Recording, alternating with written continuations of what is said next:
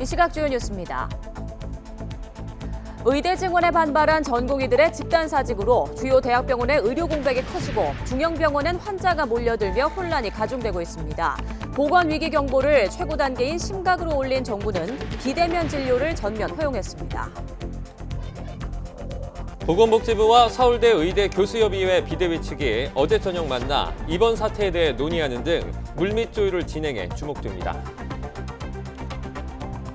국민의힘이 민주당 정청래 의원의 지역구에 운동권 출신인 함운경 씨를 전략 공천했습니다. 민주당에선 친명계 의원들이 대거 단수 후보가 됐지만 공개 반발한 비명계 의원들은 경쟁자들과 경선을 치르게 됐습니다. 김종인 전 국민의힘 비대위원장이 개혁신당 공천관리위원장으로 합류해 공천과 선거 전략 수립에 큰 역할을 할 것으로 보입니다. 새로운 미래는 공천에 반발하는 민주당 현역 의원 영입에 본격 착수했습니다.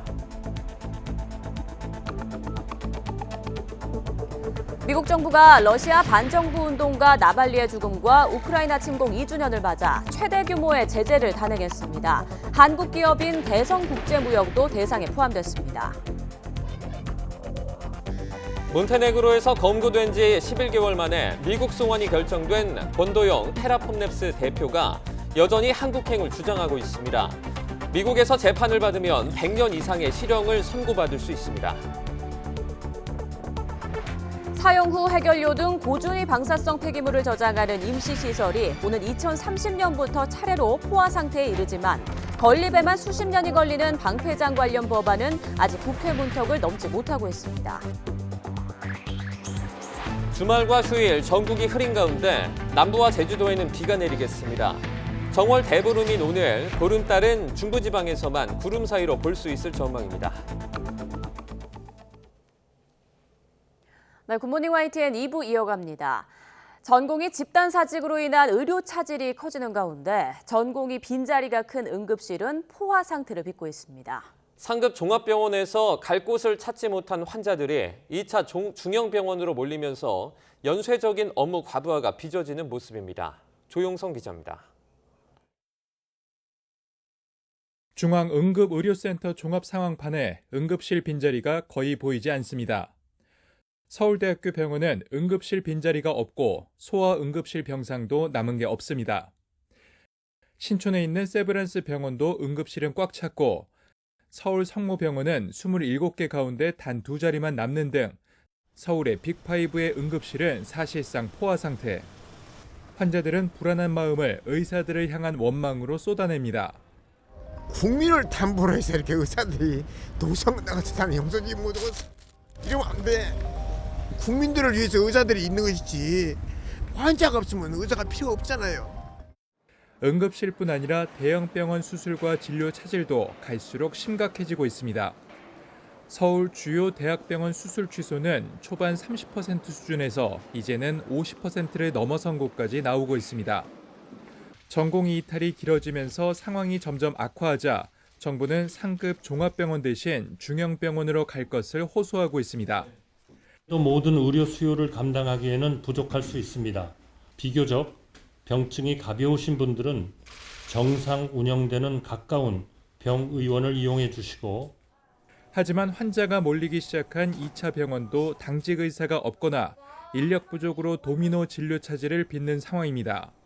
대학병원에 입원 중인 환자분들은 보호자분들이 직접 응급실로 연락을 주고 있어요. 왜냐하면 이제 대학병원에서 예정된 그 날짜보다 좀 더 빨리 퇴원을 요구하고 있어서 의료 차질이 계속된다면 응급실에 찾아 헤매는 응급실 뺑뺑이가 아니라 진료 가능한 곳을 찾아다니는 병원 뺑뺑이까지 현실화하는 것 아니냐는 불안감이 커지고 있습니다. YTN 조용성입니다. 이런 가운데 정부가 전국 의과대학을 상대로 본격적인 의대 증원 절차에 착수했습니다. 교육부는 전국 40개 의과대학에 공문을 보내 다음 달 4일까지 2025학년도 학생 정원에 관한 신청을 접수한다고 밝혔습니다. 정부는 비수도권 의과대학을 우선 고려하되 대학별 수요와 교육 역량, 지역의료와 필수의료 지원 필요성을 종합적으로 고려해 정원 배정을 확정할 방침입니다. 상급병원의 진료 공백이 커진 가운데 종합병원협의회가 환자들에게 지역 종합병원을 찾아달라고 당부했습니다. 대한종합병원협의회는 성명을 내고 의료대란 속에서도 환자들이 계속 상급 종합병원과 대학병원을 찾아 추가 피해 발생이 심각하게 우려된다며 이같이 당부했습니다. 이들은 2차 병원인 지역 종합병원 대다수는 100% 전문의로 운영이 돼 의료대란과 무관하게 정상 진료가 가능하고 대학병원 수준의 시설과 장비를 구비하고 있다고 설명했습니다. 군병원 응급실 개방 나흘째를 맞아 어제 정오 기준으로 군병원에서 진료받은 민간인은 모두 26명으로 집계됐습니다. 국군 수도병원에서 15명, 대전병원에서 7명, 양주병원과 포천병원, 강릉병원과 서울지구병원에서 각각 1명이 진료받은 것으로 나타났습니다. 앞서 국방부는 의과대학 정원 확대에 반발한 전공의 등 의사들의 집단 움직임에 대응해 지난 20일부터 12개 군 병원 응급실을 민간에 개방했습니다. 의대 정원 확대 방침에 반발한 전공의들이 병원을 이탈하면서 대형 병원의 진료 차질이 심화하고 있습니다. 아직은 비상진료를 통해 응급 환자는 간신히 받고 있지만 사태가 장기화하면 이마저도 장담할 수 없어 환자와 보호자들의 불안감이 커지고 있습니다. 이성우 기자입니다. 충북에서 근무지를 이탈한 전공의는 160여 명. 이 가운데 가장 많은 전공의가 근무하는 충북대학교 병원의 경우 120여 명이 이탈한 후 돌아오지 않고 있습니다. 비상진료 체계를 가동하면서 아직은 응급 환자를 받지 못하는 심각한 상황까지는 빚어지지 않고 있지만 사태가 장기화하면 이마저도 장담할 수 없는 상황입니다. 자녀가 사고를 당해 수술받은 보호자는 혹시라도 사태가 길어져 자녀가 제때 치료받지 못할까 불안합니다. 요양보호사를 쓰고 있는데 그분이 그러시더라고. 딸은 아무런 치료가 없다고. 빨리 이렇게 됐든 저렇게 됐든 빨리 좀 마무리가 됐으면. 배우자가 암 치료를 받는 보호자는 의사가 환자를 방치한 채 병원을 떠난 건 해서는 안 될 일이라며 분통을 터뜨렸습니다. 의사는 사람의 생명을 지키기 위한 사명감을 가지고 있는 거 아니겠어요? 그렇죠? 그런데 의사들이 자기 개인의 욕구나 그런 것 때문에 자기 책임을 다하지 못한다는 거는 특히 긴급한 환자가 많이 몰리는 응급실 운영에 우려가 큰 상황. 충북대학교 병원은 평소 전문의 1명과 전공의 대 6명의 응급실 당직을 서왔지만 현재는 외래와 수술 등을 담당하는 전문의들이 돌아가며 당직 근무를 맡고 있습니다. 강원대학교 병원도 응급실에 전공의 4명이 교대 근무해야 하지만 1명도 남아있지 않습니다. 전문의들이 투입돼 공백을 메우고는 있지만 사태가 장기화할 경우 진료 차질이 불가피합니다. 저희가 지금 한 번밖에 안 계셔서 대기시간 3-4시간 걸릴 수 있어요. 그래서 3-4시간 걸릴 수 있다고 먼저 설명을 드리는 거예요. 나중에 먼저 가보시겠어요? 거기서 엑스레이는 가능하세요. 대형 병원에서 진료받지 못한 환자들이 인근 종합병원 등으로 향하면서 2차 병원 의료진 역시 과부하에 걸릴 것을 우려하는 목소리도 나오고 있습니다. YTN 이성우입니다. 전공의 집단 사직으로 진료 차질이 길어지는 가운데 정부와 서울의대 교수협의회 비대위 측이 만나 물밑 조율을 진행했습니다. 보건복지부 관계자는 박민수 2차관과 정진행 서울의대 교수협의회 비대위원장이 만나 의료 공백 사태를 논의했다고 밝혔습니다.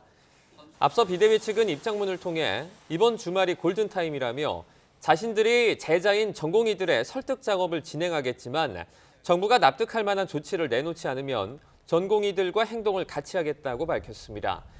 일각에서는 이달 말로 병원 계약이 끝나는 전임의와 예비 전임의 그리고 임상 강사들이 재계약을 포기하고 병원을 떠난다는 움직임이 전해지고 있습니다. 전공의들의 빈자리를 대신하고 있는 간호사들이 불법 의료 행위에 대한 법적 보호 장치를 촉구하고 나섰습니다. 의료 공백이 장기화할 조짐이 보이면서 이번 주말이 고비가 될 것으로 보입니다. 신지원 기자입니다. 의사들이 의대 정원 확대에 반대하며 파업에 나섰던 지난 2020년. 당시 병원에 남아 환자를 돌보던 간호사들은 의료 인력 부족으로 불법 의료 행위에 내몰린 지 오래라며 법적 보호 장치를 촉구했습니다. 의사들은 딱 잘라 얘기를 합니다. 저는 처방을 내라고 지시한 적이 없습니다. 결국 간호사에게 모든 책임이 전가되는 것입니다. 따라서 환자의 안전에도 막대한 피해를 줄 수밖에 없습니다. 4년이 흐른 지금도 간호사들은 똑같은 상황에 처해 있습니다. 전공의를 대신해 환자에게 체열이나 봉합 수술을 하고 처방과 의무 기록을 대리 작성하는 등 업무 과중에 시달리고 있습니다. 당장 눈앞에 한 대 넘어갔잖아요. 그러면 할 줄 아는 것도 해놔야 되잖아요. 몇 분이 했던 거죠. 올 때까지 하는 거죠. 어느 정도에서 넘기고 나면 그때 이제 현실 인지가 되는 거죠. 아, 내가 돌이킬 수 없는 강을 넘었구나. 나중에 나한테 법적으로 뭐 하면 나 걸리겠구나. 전공의들이 떠난 지난 20일부터 사흘간 대한간호사협회에는 154건의 불편사항이 접수됐습니다. 특히 진료보조훈련을 받은 PA 간호사들보다 이런 업무가 익숙하지 않은 일반 간호사들의 불편 신고가 많습니다. 끝까지 의료 현장을 지키겠다는 간호사들을 더 이상 불법으로 의료 현장으로 내모는 일은 선진국 대한민국에서는 사라져야 합니다. 정부는 간호사들이 할 수 없는 의료 행위를 정리해 위임 불가 행위로 행정명령을 내리고 의료 공백 위기에 대응하고 있는 간호사들의 수당 지원과 의료사고 책임 경감책을 마련하기로 했습니다. 간호사들과 함께 병원에 남아 자리를 지키는 의사들의 피로도 높아지고 있습니다. 이런 가운데 서울대 의과대학 교수들은 주말 사이 정부가 납득할 만한 조치를 내놓지 않으면 전공의들과 함께 행동하겠다고 밝혔습니다. 교수들마저 단체 행동 가능성을 내비치면서 의료 현장의 어려움은 더욱 커질 것으로 보입니다. YTN 신지원입니다. 경찰이 파업 전공의들에게 병원 자료를 모두 지우고 나오라는 글이 올라온 의료계 커뮤니티 업체에 대해 압수수색에 나섰습니다. 전공의 집단행동과 관련한 사실상 첫 강제 수사인데 시민단체가 의협과 전공의협의회 관계자를 고발한 사건에 대해서도 고발인 조사를 진행하면서 경찰 수사가 본격화하고 있습니다. 윤태인 기자입니다. 전공의 집단행동이 구체화되던 지난 19일, 의사들이 주로 이용하는 커뮤니티에 병원 나오는 전공의들 필독이란 제목의 글이 올라왔습니다. 전자의무기록지 자료를 지우거나 비밀번호를 바꾸라는 내용입니다. 병원에서 복구가 어렵게 제멋대로 바꾸는 게 낫다는 구체적인 행동 지침으로 보이는 문구도 있습니다. 이걸 본 시민이 112에 신고했고 경찰이 곧바로 수사에 착수했습니다. 경찰은 신고 사흘 만에 게시글이 올라온 커뮤니티 업체 사무실을 압수수색에 나섰습니다. 전공의 집단행동이 시작된 이후 경찰의 첫 강제 수사입니다. 경찰은 메디스태프에 게시글을 올린 사람의 신원을 확인하기 위해 압수수색을 했고 압수품들에 대해선 암호화된 데이터를 분석하기 위해 포렌식을 진행하고 있습니다. 의협과 전공의에 대한 고발 사건 수사도 속도를 내고 있습니다. 경찰은 의사협회와 사직서를 댄 전공의 6천여 명을 고발한 시민단체를 불러 고발인 조사를 진행했습니다.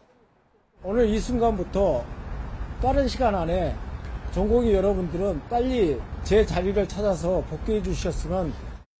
앞서 윤익은 경찰청장은 출석에 불응하는 의료인에게는 체포영장은 물론 주동자에 대해서는 구속수사까지 염두에 두겠다며 강경 대응 기조를 밝혔습니다.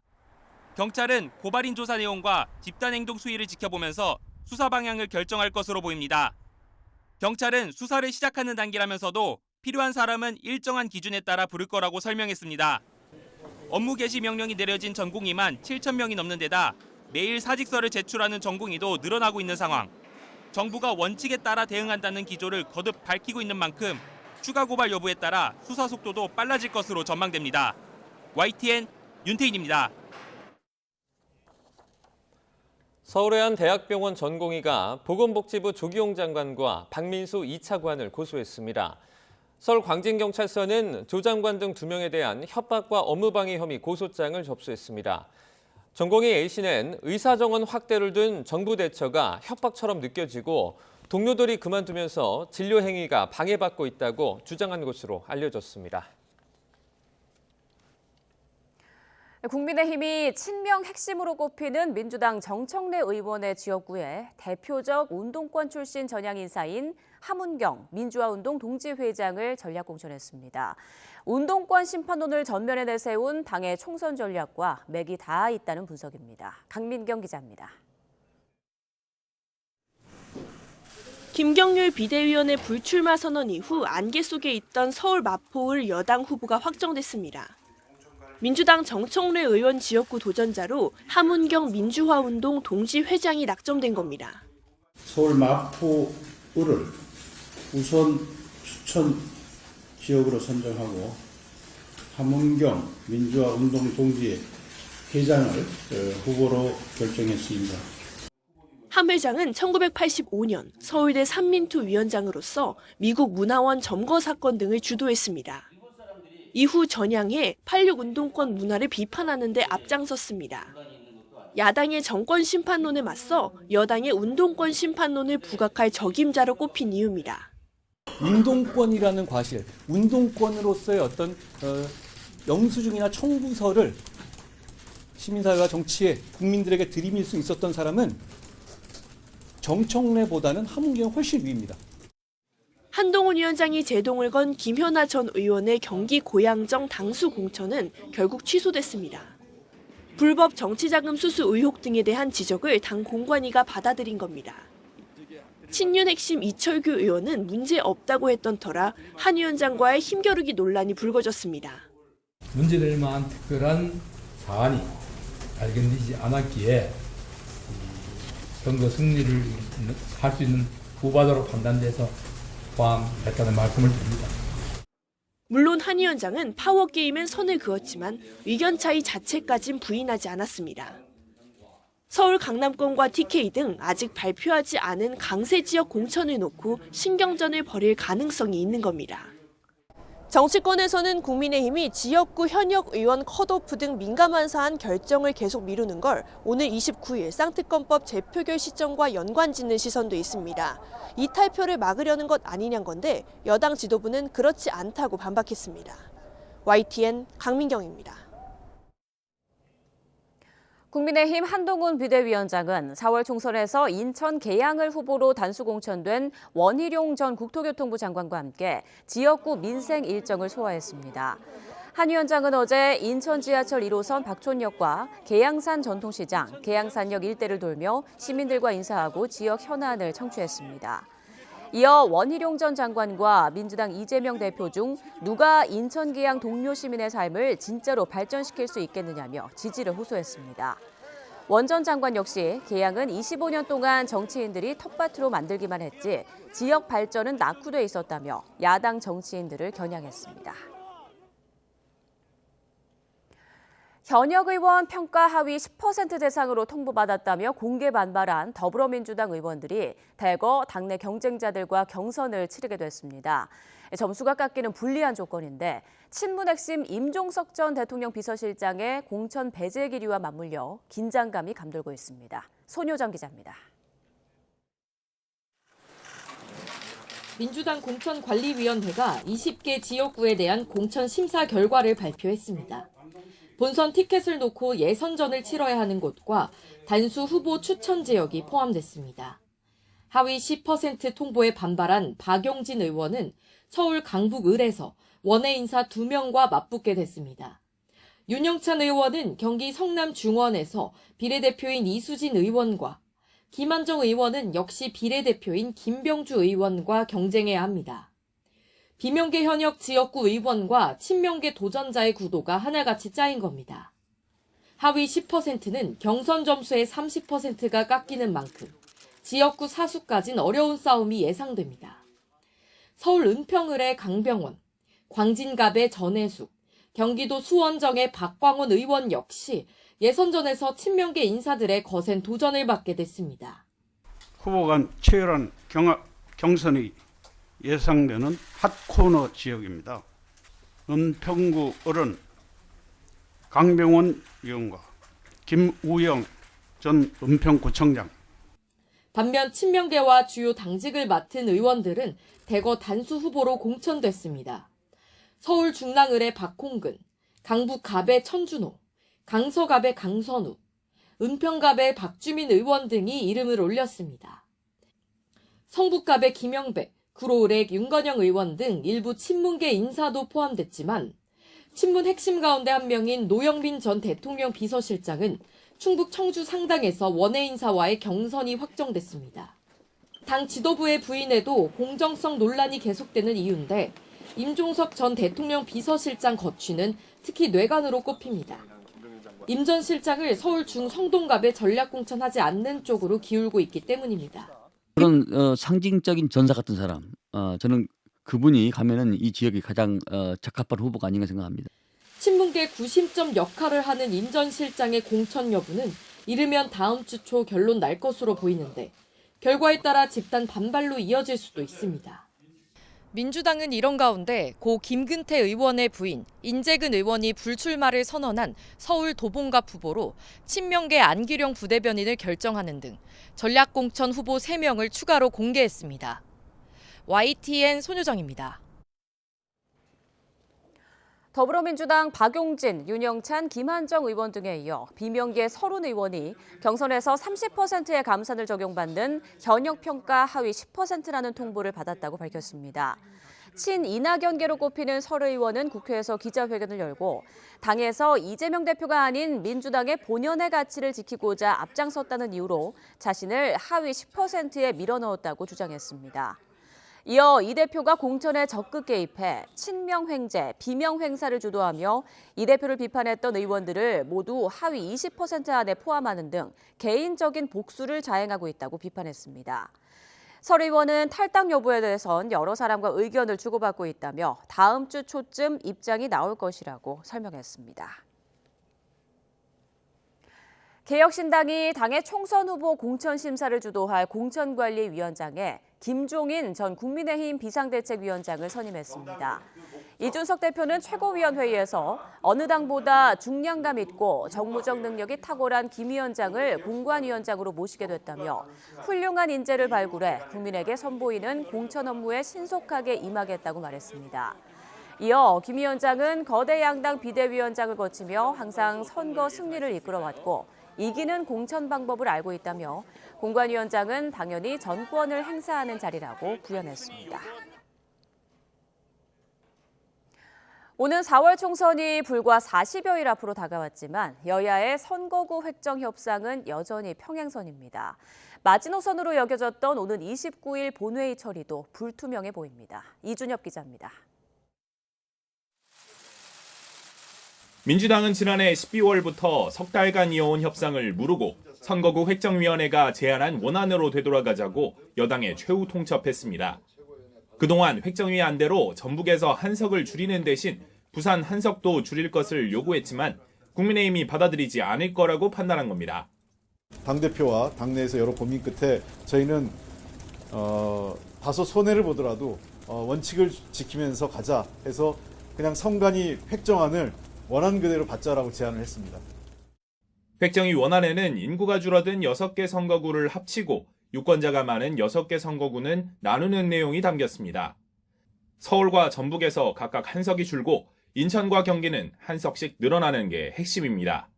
인구수만을 기준으로 하다 보니 속초, 철원, 화천, 양구, 인제, 고성 등 무려 6개 시군을 하나로 묶는 이른바 공룡선거구가 탄생합니다.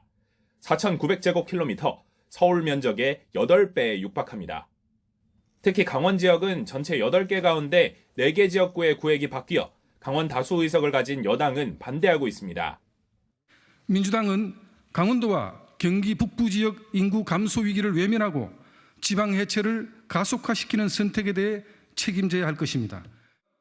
유권자들의 혼란을 막기 위해 강원과 서울 종로, 중성동 등 현행 지역구를 유지하기로 한 4곳도 여야 협상안대로 획정할 것을 요구하고 있습니다. 기존의 합리적인 안으로 만든 겁니다. 여야 간에. 그 합리적으로 조정한 것을 다 무시하고 비합리로 돌아가겠다는 처사가 이해할 수 없는 거죠. 하지만 민주당 역시 여당에 일방적으로 유리한 합의 사항만 반영할 수는 없다며 맞서고 있어서 접점을 찾는 게 쉽지 않습니다. 야당이 제기하는 문제에 대해서는 하나도 고려하지 않으면서 자기 자신의 욕심만 차리고 나머지는 모르겠다는 식의 이런 무책임한 태도로 일관하고 있고. 선거구 획정은 법정 시한은 물론 획정위에서 마지노선으로 제시한 재외선거인 명부 작성일도 넘긴 상황입니다. 2월 임시국회 마지막 본회의인 오는 29일에도 처리되지 않으면 역대 최장 지각이라는 오명을 뒤집어 쓸 수 있다는 우려마저 나오고 있습니다. YTN 이준엽입니다. 대통령실은 윤석열 대통령 양심 고백 영상이라는 제목으로 최근 온라인에 퍼진 게시물에 대해 명백한 허위 조작 영상이라며 강력히 대응할 방침이라고 밝혔습니다. 김수경 대변인은 브리핑에서 윤 대통령 허위 조작 영상이 빠르게 확산하고 있어 경각심을 환기하고자 한다며 민주주의에 꽂힌 총선을 앞두고 허위 조작 영상이 확대 재생산되지 않도록 사회 전체가 힘을 모으길 기대한다고 말했습니다. 이어 일부 매체에서 사실과 다른 허위 영상을 풍자로 규정하거나 영상에 가상 표시가 있어서 괜찮다는 식으로 보도하는 것에 심각한 우려를 표한다고 지적했습니다. 김 대변인은 또 가상 표시를 삭제한 편집 영상이 온라인에서 확대 재생산되고 있으므로 반드시 근절돼야 한다고 강조했습니다. 최근 소셜미디어엔 윤 대통령이 등장해 무능하고 부패한 윤석열 정부는 특권과 반칙, 부정과 부패를 일삼았다고 연설하는 조작 영상이 퍼졌고 방송통신심의위원회는 사회 혼란을 야기할 정보로 판단해 접속 차단을 의결했습니다. 국방부가 해마다 떨어지는 학군 장교 ROTC의 지원율을 높이기 위해서 해외 연수자를 4배로 늘리고 생활지원금도 3배 인상하는 대책을 내놨습니다. 하지만 육군의 경우 병사보다 10개월이나 긴 28개월의 의무 복무 기간은 손대지 않는다는 방침이어서 지원자가 증가할지는 지켜봐야 한다는 지적이 나옵니다. 최민기 기자입니다. 오는 28일이면 새로운 학군 장교 2,700여 명이 임관합니다. 육군 기준으로 임관하는 초급 장교의 70%가량을 차지하는 ROTC지만 지원율은 해마다 눈에 띄게 하락하고 있습니다. 2015년 4.8대 1이었던 지원율은 지난해 1.8대 1까지 떨어진 것으로 나타났습니다. 봉급 인상과 복무기간 단축 등 처우가 개선되는 병사와 달리 상대적으로 장교 복무에 이점이 없다는 점이 지원율 감소의 원인으로 꼽힙니다. 여기에 사회적 위신과 자부심이 크지 않다는 점도 이유로 지적됩니다. 당장 병역 자원 감소로 비상이 걸린 국방부는 ROTC 지원율을 높이기 위해 해외 연수 확대 카드를 꺼내들었습니다. 현재 ROTC 중앙회는 해마다 후보생 가운데 40여 명을 선발해 3주 동안 해외 연수를 보내고 있습니다. 이 인원을 2배인 80명으로 늘리고 국방부도 80명을 추가 선발해 연간 160여 명에게 연수 기회를 주겠다는 방침입니다. 또 ROTC의 공수훈련 참가 인원도 기존 100명에서 올해 120명, 내년 150명까지 확대할 계획입니다. 국방부는 학군 장교 후보생의 자긍심과 사명감을 고취하고 합당한 처우를 보장하기 위해 다양한 대책을 마련하고 있습니다. 이처럼 국방부는 초급 간부 처우 개선과 함께 여러 대책을 내놓고 있지만 가장 큰 기피 원인인 장교의 의무 복무 기간 단축은 고려하지 않는다는 입장입니다. 복무 기간이 줄면 그만큼 인력 운용이 어려워진다는 판단 때문으로 전해졌습니다. 국방부가 ROTC 지원율 감소를 안보 위기로 규정하고 변론 끝에 선 심정으로 대책을 내놨지만 실효성 있는 결과로 이어질지는 지켜봐야 할 것으로 보입니다. YTN 최민기입니다. 코로나19 이후 지난 4년 동안 보폭을 맞춰왔던 세계 주요국 중앙은행들이 올해 들어서 통화정책 차별화에 나서고 있습니다. 국제적인 여건보다 자국의 경제 상황을 더 따져보겠다는 건데 엄윤주 기자가 짚어봤습니다. 기축통화인 달러는 전 세계 통화 정책에 큰 영향력을 미칩니다. 제롬 파월 미국 연준 의장의 입을 주목하는 이유기도 합니다. I'm hearing that as March. I would say I don't think that's probably not the most likely case or what we would call the base case. 하지만 올해 들어 세계 주요국들의 통화 정책은 각자 도생, 이른바 마이웨이 행보입니다. 가장 먼저 중국이 움직였습니다. 기준금리격인 LPR, 즉 5년 만기 대출 우대 금리를 예상보다 큰 폭으로 인하한 겁니다. 부동산 침체와 함께 좀처럼 살아나지 않는 내수를 진작시키겠다는 의도입니다. 경제 성장률 목표를 제시하기 전에 지금 이 경기 부양으로서의 확고한 의지를 미리 보여주기 위해서 이런 기준금리 인하를 단행한 것으로 보입니다. 반대로 금리 인상에 나서려는 나라도 있습니다. 고질적인 저성장 탓에 8년째 마이너스 금리를 유지해온 일본이 오는 4월 금리를 인상할 거라는 전망이 나옵니다. 이렇게 주요국 중앙은행들의 통화정책이 엇갈린 조짐을 보이는 이유는 각국이 처한 경제 상황이 서로 다르기 때문입니다. 우리 역시 지난해 2월 미국보다 먼저 금리 인상 행진을 멈춘 뒤 1년 넘게 연 3.5% 동결을 택하고 있습니다. 평탄하게 움직이질 않고 지금 굉장히 울퉁불퉁한 길을 내려오고 있는 그런 상황이기 때문에 이 물가가 우리 예상하는 대로 내려가는지 이런 것들을 확인해 보고 그 다음에 금리의 움직임에 대해서 논의하자는 것이 대부분 금통위원들의 생각이셨습니다. 미국의 금리 인하가 6월부터 시작될 거라는 관측이 나오는 가운데 개별 국가의 상황에 따른 통화정책 차별화 시대가 본격화됐다는 분석이 잇따르고 있습니다. YTN 엄은주입니다. 정부가 고금리의 부담을 겪는 소상공인을 위한 대환대출 사업을 시행합니다. 중소벤처기업부는 소상공인 대환대출 사업을 올해 5천억 원 규모로 신설하고 다음 주 월요일 오후 4시부터 신청을 받는다고 밝혔습니다. 지원 조건은 7% 이상 고금리 대출이나 만기 연장 애로 확인서를 받은 대출로 연 4.5% 고정금리에 10년 분할 상환 조건으로 전환해 주는 것입니다. 또 대출 건수와 관계없이 업체 한 곳에 5천만 원까지 지원합니다. 신청은 소상공인 정책자금 누리집이나 소상공인 시장진흥공단 77개 지역센터를 방문해 할 수 있습니다. 사용 후 핵연료 등 고준위 방사성 폐기물을 저장하는 임시시설이 오는 2030년부터 차례로 포화 상태에 이를 전망입니다. 고준위 방패장 건립에는 수십 년이 걸리는데 아직 법안조차 통과되지 않은 상황이라 대책이 시급하다는 지적이 나오고 있습니다. 김태민 기자입니다. 고준위 방패물 관리 특별법 즉시! 학계와 산업계 전문가, 원전 지역 주민 등 수백 명이 국회에 모였습니다. 미래 세대를 위해서라도 사용 후 핵연료 저장 시설 건립을 더 늦출 수 없다고 강조합니다. 원자력 발전소를 통해서 값싸고 또 안정적인 전기를 생산해서 공급을 받아서 그런 혜택을 받은 만큼 그로 인한 어떤 환경의 보호라든지 미래 세대의 안전 이거를 고준위 방패물 특별법을 통해서 보장하자는 얘기입니다. 원자력 발전소에서는 해마다 사용 후 핵연료 700톤이 발생합니다. 방사선 세기가 강해 고준위 방사성 물질로 불리는 이 폐기물은 지금까진 각 원전에 마련된 저장시설에 임시 보관해왔습니다. 그런데 조만간 이들 임시 저장시설이 가득 차 더는 보관이 어려울 거란 전망이 나옵니다. 원자력 발전소 내의 사용 후 핵연료를 저장하는 습식 저장소는 2030년부터 한빛, 한울, 고리본부 순으로 포화가 됩니다. 특별법이 제정되지 않으면 고준위 방사성 폐기물 처분장을 건설할 수 없고 방패장 건립을 위한 법안은 아직 국회 문턱을 넘지 못했습니다.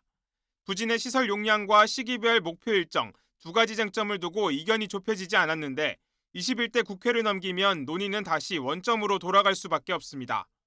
원전을 운용하는 다른 나라들은 일찌감치 처분시설 확보를 추진하고 있는데 상위 10개국 가운데 부지 선정조차 착수하지 못한 건 우리나라와 인도뿐입니다. 고준위 방패장은 당장 오늘부터 논의를 시작해도 최종 건립까지 37년이 걸리는 만큼 미래 세대를 위해서라도 대책 마련이 시급한 것으로 보입니다. YTN 김태민입니다. 인공지능 분야 글로벌 대장주로 꼽히는 미국 반도체 기업 엔비디아의 시가총액이 AI 낙관론에 힘입어 장중 2조 달러, 우리 돈 2,600조 원을 돌파했습니다. 현재 시간 23일 뉴욕 증시에서 엔비디아 주가는 개장 초 전장보다 4.9%가 오른 823.94달러를 고점으로 기록하며 시총 2조 달러를 넘었습니다. 현재 미국 상장 기업 가운데 시총이 2조 달러를 넘는 기업은 마이크로소프트와 애플이 유일합니다. 일본 증시가 34년 만에 역대 최고치를 경신하면서 주가 상승에 대한 기대감이 커지고 있습니다. 미국의 반도체 기업의 실적 호조와 엔화 약세로 인한 수출 기업들의 실적 개선 등이 주가 상승에 영향을 미쳤다는 분석입니다. 도쿄에서 김세호 특파원의 보도입니다. 니케이 지수가 39,000을 훌쩍 넘어가면서 곳곳에서 박수 소리가 터져 나옵니다. 장중 한때 39,156까지 치솟은 지수는 전날보다 2.19%포인트 오른 39,098로 장을 마쳤습니다. 버블 경제 때인 1989년 12월 29일 기록한 사상 최고치를 34년여 만에 훌쩍 뛰어넘은 겁니다. 미 반도체 기업 엔비디아의 실적이 전망치를 웃돌면서 일본의 반도체 관련 종목이 주가를 밀어올리는 데 큰 힘을 발휘했습니다. 또 일본 은행의 통화 완화 정책에 따른 엔화 약세로 수출 기업들의 호조세가 투자 심리를 자극했고 이에 힘입어 중국 증시에서 빠져나온 외국인 자금이 일본 증시에 유입된 것도 주가 상승을 이끈 것으로 분석됩니다. デフレ脱却がこういったところ、あるいは企業業績が非常に良くなったというところをしっかり自信を持って投資家も見てくれている、こういうようなところが評価されて、今株式市場が上がってきているというのは本当に嬉しいことだと思います。 이 밖에 일본의 소액 투자 비과세 제도 역시 주가 상승 요인의 하나로 꼽힙니다. 일본 정부는 경제가 움직이기 시작했다며 기대감을 드러냈습니다. さらなる投資や消費につながるといったこの好循環を実現して、我が国経済企業の成長と、そして国民の資産所得の増加につなげていきたいと。 하지만 이러한 주가 급등에도 오르는 물가로 생활이 나아지고 있다는 체감을 하지 못한다는 목소리가 나옵니다. 数年前と比べたら食料品高いなっていうのが、あんまり仕事とかではそんな株価関係ないんで、その物価のところでしか感じないんですけど。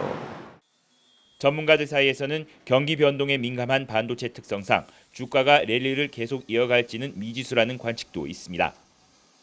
특히 경제를 향상시켜 주가와 체감 경제 사이의 괴리를 메우지 않으면 지금의 주가 상승세를 유지하기 어려울 수 있다는 지적이 제기됩니다.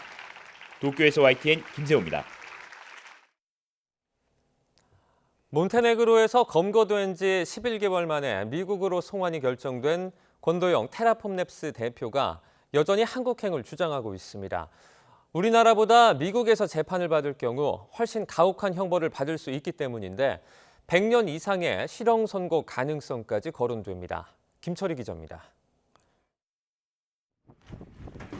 테라루나 폭락 사태의 핵심 인물인 권도영 테라폼랩스 대표가 지난해 3월 몬테네그로에서 체포되자 미국과 우리 정부는 권 씨 신병을 넘겨받기 위해 동시에 범죄인 인도를 청구했습니다.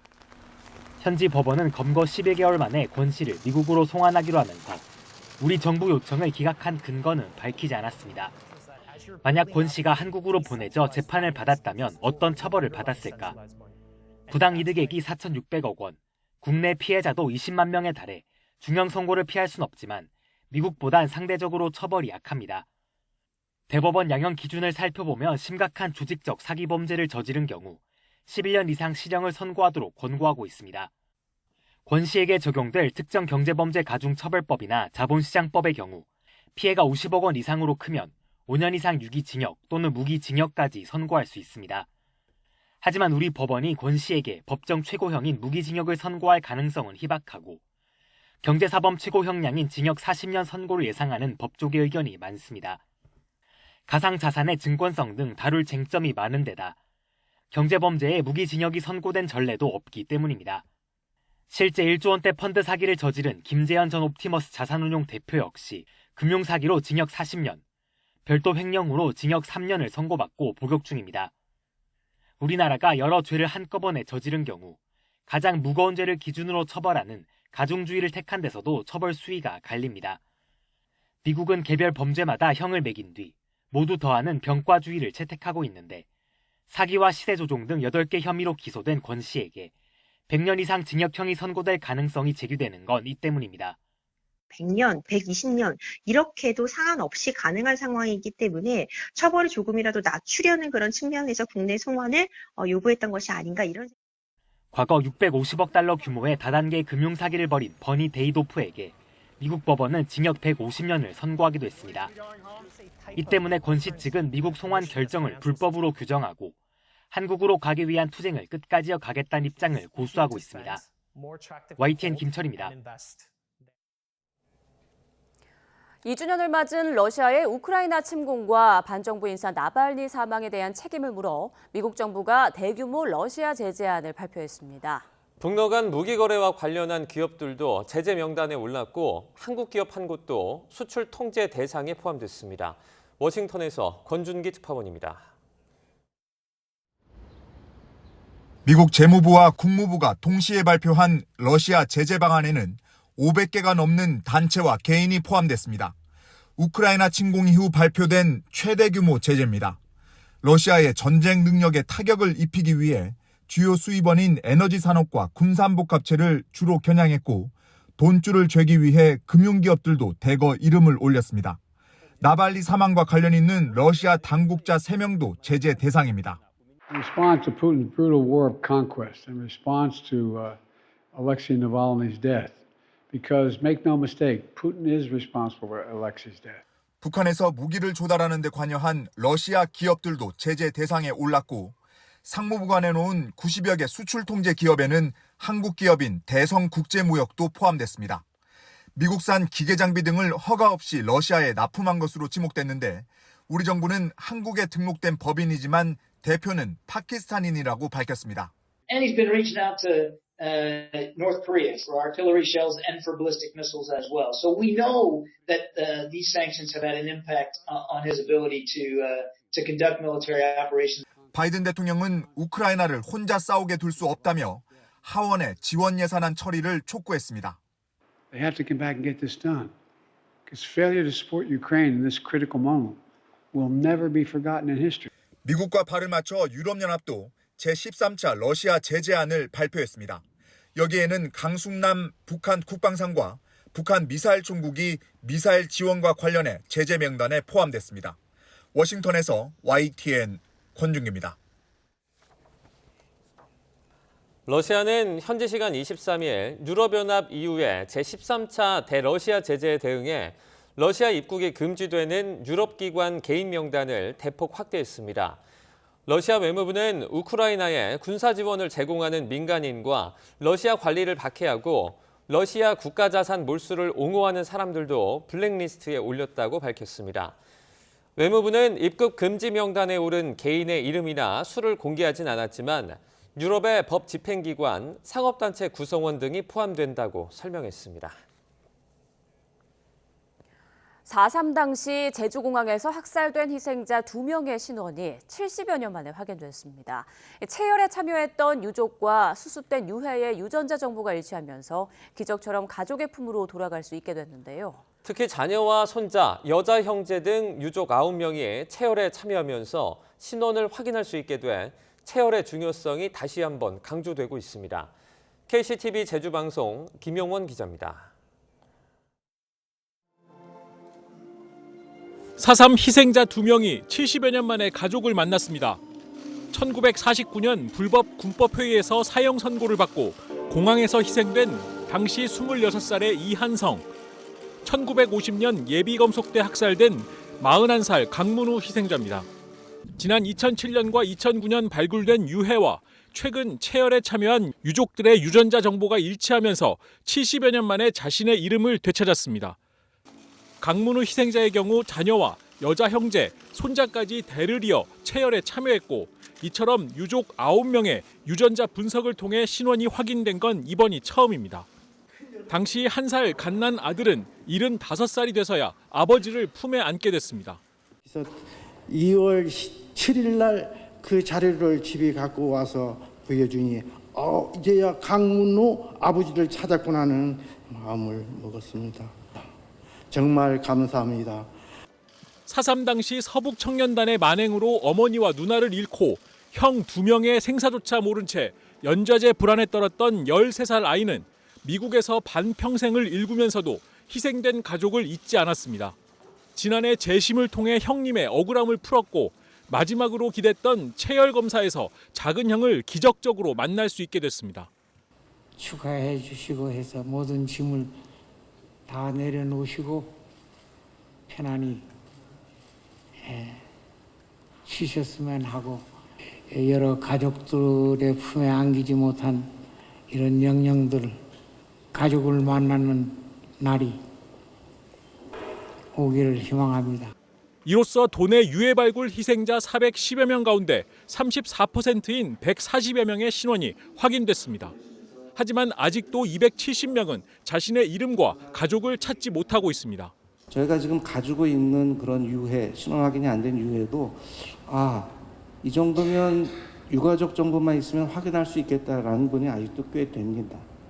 근데 그런 분들에 대해서도 아직 신원 확인이 안 된 거는 유가족분을 저희가 아직 찾지 못했기 때문이지 않을까 생각이 됩니다. 현재까지 체열에 참여한 유족은 2,100여 명. 시간이 갈수록 유해 보존 상태가 나빠지면서 더 많은 양의 표본과 유전자 정보가 필요한 만큼 보다 적극적인 체열 참여가 절실합니다. KCTV 뉴스 김용원입니다. 어제 오전 9시 50분쯤 서울 중계동 아파트 지하주차장에서 불이 나 50분 만에 꺼졌습니다. 이 불로 8개 동 450세대 전력 공급이 끊겨 주민들이 불편을 겪었습니다. 소방은 주차장 누전 차단기에서 전기적 요인으로 불이 난 것으로 보고 정확한 화재 원인을 조사하고 있습니다. 어젯밤 10시 20분쯤 경북 포항시 대송면 도로에서 차량 석 대가 추돌하는 사고가 났습니다. 이 사고로 가장 앞서가던 70대 1톤 트럭 운전자가 다쳐 병원에 옮겨졌습니다. 경찰은 정확한 사고 경위를 조사하고 있습니다.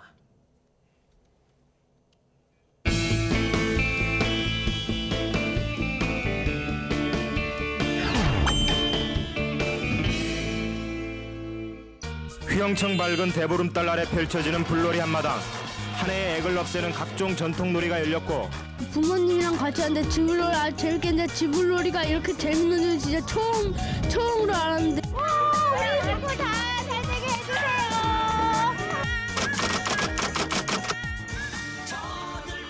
정월 대보름달이 떠오를 시각, 드디어 집채만한 달집에 불이 지펴집니다.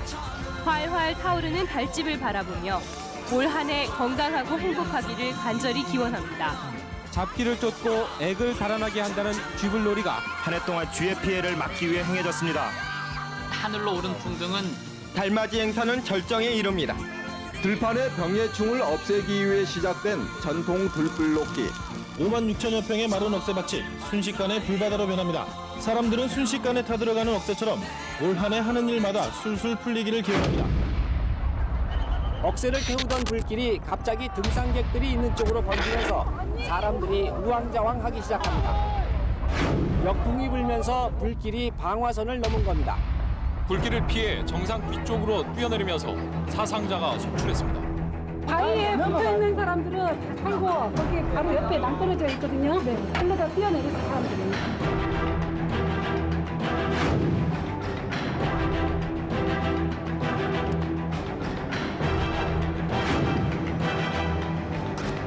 대보름을 맞아 달집을 태우다가 대보름을 맞아 주민들이 들불을 놓다 불이 난 것으로 보고 있습니다. 내시경 풍등에 재미삼아 불을 붙였는데 순식간에 날아가 저유소 폭발 사고를 일으킨 겁니다. 이런 사고들을 계기로 농촌진흥청에선 정월 대보름에 행해지는 불놀이 중 해충 방제 목적의 효과는 극히 적다고 발표했고 산림보호법이 개정되면서 산림인접지역에서 소각행위를 전면 금지시켰다.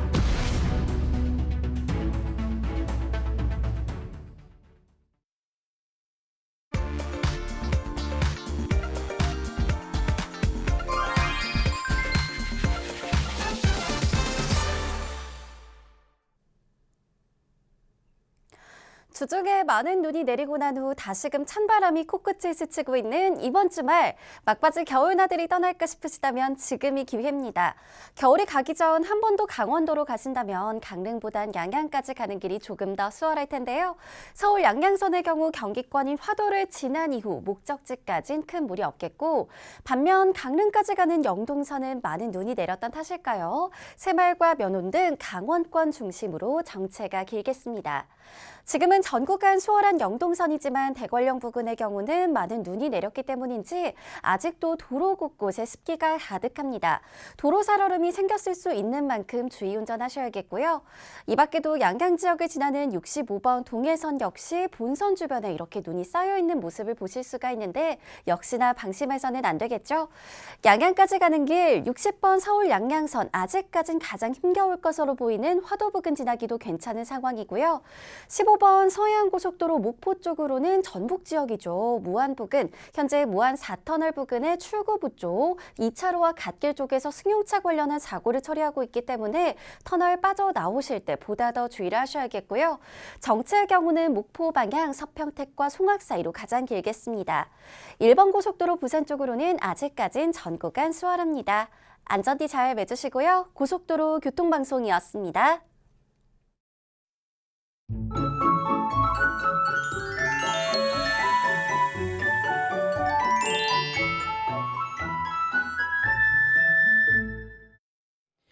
현재 호남과 제주도에 비가 내리고 있습니다. 내일까지 이어지겠는데요. 오늘 밤부터는 또 눈비 소식이 있습니다. 제주 산간에 최고 15cm, 서울 등 그 밖의 지방에서는 1에서 5cm의 눈이 예상되는데요. 빙판길 유의하시길 바랍니다. 오늘 이맘때 겨울 날씨가 이어집니다. 현재 서울 기온이 영하 1도, 바람이 불어서 체감 온도는 영하 5.5도까지 떨어져 있는데요. 낮에는 7도까지 올라서 평년 수준의 추위가 예상됩니다. 오늘 흐려서 남부지방은 보름달을 보기가 힘들 것으로 보입니다. 서울의 월출 시간은 오후 6시 3분입니다. 현재 기온 살펴봅니다. 현재 춘천이 영하 4.4도, 부산은 3.1도고요. 낮 기온은 서울이 7도, 대전과 대구도 7도, 부산은 9도로 예상됩니다. 다음 주에는 예년보다 포근한 날씨가 이어질 전망입니다. 날씨였습니다. 굿모닝 YTN 2부 마칩니다. 잠시 후 3부가 이어집니다. 시청해주신 여러분 고맙습니다.